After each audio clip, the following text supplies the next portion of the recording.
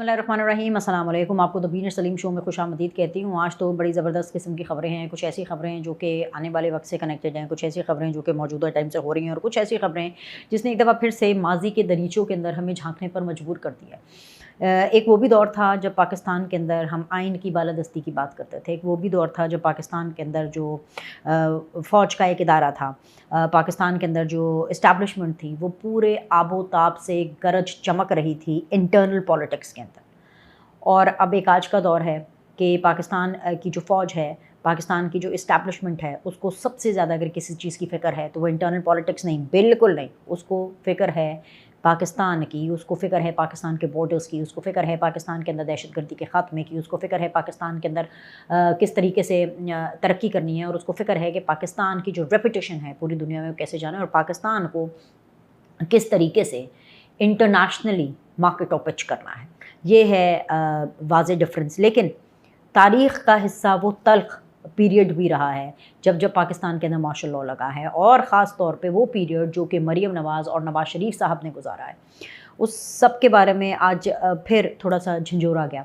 और अच्छा, मैं आपको वैसे आपस की एक बात बताऊँ, मैं पिछले 1-2 दिनों से सोच रही थी, मैं आपको अपनी ज़ाती बात बता रही हूँ, मैं पिछले 1-2 दिनों से ये सोच रही थी, ऐसे आपको पता है दिमाग में ख़यालात आते हैं, और ज़ाहिर सी बात है हमारा ताल्लुक़ जिस प्रोफेशन से है, सियासतदानों से रिलेटेड, ख़बरों से रिलेटेड, करंट अफेयर्स की हम बात करते हैं, फिर सियासतदानों के साथ हमारा उठना बैठना होता है, बिकॉज़ डेफिनेटली हमने प्रोग्राम्स उनके साथ करने होते हैं। तो मैं ये सोच रही थी कि आइन की बालादस्ती की लड़ाई, जमहूरियत की लड़ाई, फ़ौज की सियासत के अंदर इंटरफेरेंस की जो लड़ाई है, वो नहीं, जब वो चल रही थी बेसिकली, तो उस टाइम पर बहुत से ऐसे जर्नलिस्ट थे जो कि डिवाइडेड थे। और मैं बहुत प्राउडली ये कहती हूँ कि मैं तारीख़ के उस हिस्से में थी, उस जगह पर थी जो कि शायद पॉपुलर ना हो, लेकिन हमेशा आइन की बालादस्ती, जमहूरियत की बात की, हमेशा मैंने उसको फ़ौक़ियत दी, हमेशा उसको मैंने प्रेफ़र किया, और आगे भी मैं यही करती रहूँगी। वो तो ज़ाहिर सी बात है, ऊपर वाले का करम है, अल्लाह की ज़ात का बहुत बहुत करम है कि पाकिस्तान की जो फ़ौज है, उन्होंने फ़ैसला किया कि उन्होंने इंटरनल पॉलिटिक्स और ये निट्टी ग्रिटी पॉलिटिक्स से दूर रहना। अच्छा, ये सारी बातें मैं क्यों कर रही हूँ? सारी बातें मैं इस तरह कर रही हूँ, इसलिए और इस वजह से भी कर रही हूँ कि इतना दोगलापन है। इदारे ने अपना मिजाज बदल दिया, इदारे ने अपनी साइड बदल दी, इदारे ने अपना तर्ज बदल दिया। और जब कोई अच्छा काम करता है, कोई बच्चा भी, अगर आपके घर में आपका बच्चा भी कोई अच्छा काम करता है, तो आप उसको अप्रिशिएट करते हैं, आप उसके लिए ताली बजाएंगे, आप कहेंगे वाह, well done, great, it's wonderful. तो जब पाकिस्तान के एक इदारे ने इतना बड़ा फ़ैसला किया और एक डिसीजन लिया कि उन्होंने इंटरनल पॉलिटिक्स और निट्टी ग्रिटी से दूर रहना है, तो आप बताएं, हमें उनको अप्रिशिएट करना चाहिए, हमें उनको बढ़ावा देना चाहिए, या हमें उनकी टांग खींचनी चाहिए? मैं बार बार ये चीज़ करती हूँ कि ऑफ कोर्स हमें उन्हें सपोर्ट करना चाहिए। और अगर फ़ौज की ये पॉलिसी है जो कि हमें नज़र आ रही है कि वो अपने आप को पॉलिटिक्स से, निट्टी ग्रिटी पॉलिटिक्स से, और मैं बार बार निट्टी ग्रिटी का लफ्ज़ मैं चौथी पाँचवीं दफ़ा इस वीडियो के अंदर इस्तेमाल कर रही हूँ, इसलिए क्योंकि मुझे जनरल फैज़ का टाइम याद आ जाता है। वो एक एक प्रोग्राम को वो आदमी मॉनिटर करता था। जनरल बाजवा के टाइम पर एक एक स्लॉट मॉनिटर होती थी, यहाँ तक कि किस एंकर ने कौन सी स्लॉट पर बैठना है, क्या बोलना है, कितना, मतलब इतना निट्टी ग्रिटी। अगर अब ये इदारे ने जिस तरह से फ़ैसला किया है, इतना अच्छा फ़ैसला, मतलब इतनी तब्दीली आ गई, लेकिन पाकिस्तान तहरीक-ए-इंसाफ में कोई तब्दीली नहीं है। उनका दोगलापन बिल्कुल जारी है। अभी आज़ाद कश्मीर में इलेक्शन हो रहे हैं, वैसे तो आप उनसे पूछें पाकिस्तान तहरीक-ए-इंसाफ से, तो वो क्लेम करते हैं कि हमारी पॉपुलैरिटी 90% है। 90% यानी 90% पॉपुलैरिटी वालों का हाल ये है कि उनको यही नहीं पता कि उन्होंने इलेक्शन लड़ना है कि ये नहीं लड़ना। अच्छा, ये फ़ैसला कौन करेगा आज़ाद कश्मीर में इलेक्शन लड़ना नहीं लड़ना? इनकी कोर कमेटी। वो एक होती है ना कोर कमेटी, एक होती है कोड वाली कमेटी। इनकी जो कोड वाली कमेटी है ना, उसने फैसला करना है कि जी इलेक्शन लड़ना है या नहीं लड़ना। असल कहानी क्या है, ये फैसला क्यों नहीं हो पा रहा? भाई ज़ाहिर सी बात है, आप मुझे बताएं, कोई अक्ल समझ की बात है, कोई मैं इतनी कोई आप कह लें कि कोई मार्स सैयारे की तो बात नहीं कर रही हूँ।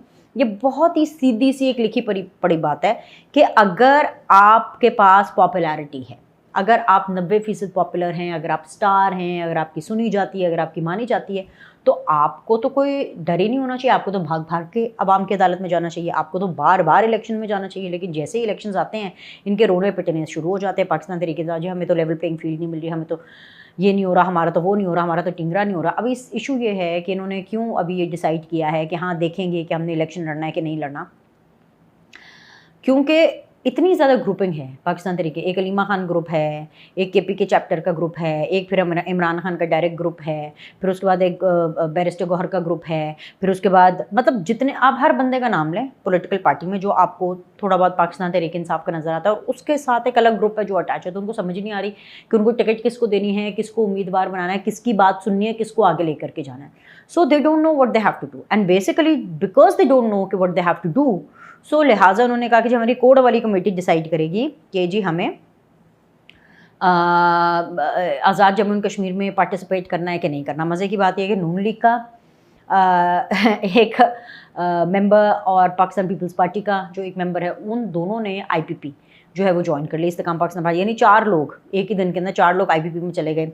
अब आईपीपी के अंदर भी जो है मतलब कि मैं तो समझती हूँ कोई हीरे जवाहरात ही लगे हुए हैं कि जो सारे लोग वहाँ पर जा रहे हैं। गिलगित बल्तिस्तान में भी हमने देखा था कि किस तरीके से आज़ाद उम्मीदवारों ने अपना पलड़ा आईपीपी के पलड़े में डाला था। मतलब आई मस्ट से कि अलीम खान साहब कुछ शायद अच्छा ही कर रहे होंगे कि जो उनकी पॉपुलैरिटी में इजाफा ही हो रहा होगा। इसके अलावा मैं और कुछ इस बारे में नहीं सोचना चाहती, because I even got more serious and better things to think about and to brainstorm. Scene ये है कि आज जेल इस्लाहात से रिलेटेड एक कॉन्फ्रेंस हुई, और उस कॉन्फ्रेंस के अंदर जो चारों वज़राए आला हैं उन्होंने शिरकत की, और of course chief justice of Pakistan justice Yahya Afridi साहब भी वहाँ पर मौजूद थे, और बेसिकली कि he was the main star and he was the main hero. अब जेल की इस्लाहात डेफिनेटली 100% होनी चाहिए, ये हर कोई जानता है, चाहे आप जेल जाएँ चाहे आप जेल ना जाएँ। जो लोग जेल जाते हैं, और सियासतदानों का तो ताल्लुक ख़ास तौर पर पाकिस्तान की अगर मैं बात करूँ तो पाकिस्तान के अंदर उस सियासतदान को सियासतदान ही नहीं माना जाता, उस लीडर को लीडर ही नहीं माना जाता जो जेल ना जाए। सो उनका तो आना जाना लगा रहता, तो लिहाजा जेल के हवाले से इस्लाहात तो बिल्कुल होनी चाहिए। लेकिन बड़ा ही इंटरेस्टिंग किस्म की सूरत हाल थी। 2 चीज़ें हुई। एक चीज़ कि सुहेल आफरीदी भी वहाँ पर मौजूद थे, मुराद अली शाह साहब भी थे, हमारे भुट्टी साहब भी थे, मरीम नवाज साहिबा भी वहाँ पर मौजूद थी, और सब चीफ मिनिस्टर्स पर एक चीफ मिनिस्टर भारी रही, हमारी पंजाब की शान आन बान, पंजाब की माँ मरीम नवाज़। और मैं आपको बताऊं, वापस चलना है मुझे जहाँ से मैंने वीडियो शुरू की थी, कि मैं सोच रही थी ये जो पूरा मैंने इब्तदाइया बिल्ड किया कि जब वो दौर था तो हम ज़ाहिर सी बात है जो नून लीग के साथ ज़्यादतियाँ हुई हैं, जो मरीम नवाज़ के साथ ज़्यादती हुई है, मैं बीनर सलीम आज भी अपने होशो हवास में आप लोग को ये गवाही भी दे रही हूँ और ये कह भी रही हूँ कि वो थी सही मानों में ज़्यादतियाँ जो मैंने अपनी आंखों से देखी, अपनी कानों से सुनी, जिनको हमने कवर किया, जो नवाज शरीफ के साथ ज़्यादती हुई। तो मैं सोच रही थी कि इसलिए तो ये लड़ाई नहीं लड़ी थी ना कि मैं पंजाब के अंदर मरीम नवाज़ के चेहरे से ज़्यादा आगे मैं मरीम औरंगज़ेब मेरे लिए बहुत काबिल एहतराम है, बहुत कॉम्पिटेंट खातून है। अगर उनका करियर, मरीम औरंगज़ेब का करियर ग्राफ अगर एज अ थर्ड पर्सन मैं देखूं, एज अ थर्ड पार्टी देखूं, थर्ड कोई पॉलिटिशियन देखूं, तो बड़ा ही एनवियस किस्म का करियर है कि एक खातून आई जिनको मरीम नवाज़ ने शुरू से ट्रेन करने की कोशिश की, अपने साथ साथ रखा। ख़ुद भी मरीम ट्रेनिंग ले रही थी उस टाइम पर सियासत के हवाले से अपने वालदा से, क्योंकि जो कुलसूम नवाज़ साहिबा हैं उनका एक बहुत ही ज़बरदस्त किस्म का विज़न था जमहूरियत को, सियासत को लेकर के, क्योंकि वो बहुत ही लिटरेट खातून थी, तो ख़ुद भी ट्रेनिंग ले रही थी। एंड डेफिनेटली मरीम औरंगज़ेब उस टाइम पर पार्टी में आई, और फिर जिस तरीके से उन्होंने आहिस्ता जगह बनाया। आई स्टिल रिमेंबर कि जब वो first time Maryam Aurangzeb MNA बन करके आई थी नेशनल असम्बली के अंदर, और तब मैं बिल्कुल नई नेशनल असम्बली को कवर कर रही थी। एंड आई रिमेंबर कि on the floor of the house, like अभी सेशन स्टार्ट नहीं हुआ था लेकिन नेशनल असम्बली के अंदर ही वैसे बातें कर रही थी, और वो एनवी करती थी मरीम औरंगज़ेब, लुकअप करती थी अनूश रहमान को, क्योंकि उस टाइम पर अनूश रहमान के घर से टिकट्स जाया करती थी, उनकी से टिकट्स जाया करती थी, मतलब कि उनकी इंपॉर्टेंस इतनी ज़्यादा होती थी पार्टी के अंदर। अब coming back to Maryam Aurangzeb, उनका बड़ा ही ज़बरदस्त किस्म का करियर रहा है। She has learned a lot, she has worked hard a lot, और अब वो एक सीनियर मिनिस्टर हैं। And what power she has, because she is just like the CM। क्योंकि मैं पिछले कुछ अरसे से, मैं आपको बताऊं, मैं मरीम नवाज़ को मिस कर रही थी और मैं ये सोच रही थी कि किधर गई मरीम नवाज़, ये तो मरीम औरंगज़ेब हैं जो हमें आगे आती हैं। फिर मैं वो अज़मा बुखारी साहिबा को देख रही थी, देखती हूँ उनको, मैं फॉलो करती हूँ उनकी कि वो क्या क्या चीज़ें है, वज़ीर इत्तलात हैं, लेकिन उनका हमारे चैनल से कहीं ज़्यादा वो शोबिज़ की पर्सनालिटीज़ के ऊपर ज़्यादा जो है वो फोकस है, और ज़्यादा आई एम श्योर कि वहाँ पे भी बहुत ज़्यादा काम करने की ज़रूरत होगी, एंड आई एम श्योर कि she must be doing some good work there also. लेकिन सोच आई और फिर पता चला, देखें ना, अल्लाह मियाँ के भी आप काम देखें कि आपके दिमाग के अंदर सोच आती है और फिर ठक करके आपको उसका जवाब मिलता है। Coming back to this conference, जब ये कॉन्फ्रेंस हुई और ये जब कॉन्फ्रेंस चल रही थी, तो उसमें मरीम नवाज़ को जब बोलने का मौका मिला तो उन्होंने बताया कि किस हद तक ज़रूरी हैं जेल इस्लाहात, और उन्होंने अपना वो एक्सपीरियंस शेयर किया जो कि शायद इससे पहले उन्होंने किसी को नहीं बताया था। 24 घंटे कैद तन्हाई में रखना, ये था जुल्म मरीम नवाज़ पर, ये थी क़यामत जो मरीम नवाज़ पर गुजर रही थी। अरे भाई, मैं इसलिए कहती हूँ ये वो क़यामत है, क्यों? क्योंकि she was not politically so active that that point of time. उनके पास कोई हुकूमती ओहदा नहीं रहा था, उससे पहले कोई ओहदा नहीं था। वो सिर्फ उस टाइम पर मरीम नवाज़ जो हैं वो नवाज़ शरीफ की बेटी थी, जो कि अपने बाप के लिए आवाज़ उठा रही थी। उनके पास तो पार्टी में भी इतना कोई बड़ा ओहदा नहीं था, पार्टी का भी ओहदा उनको बाद में मिला इस जेल की सोबतों के बाद। चीफ मिनिस्टरशिप तो खैर उनको अब जाके मिली।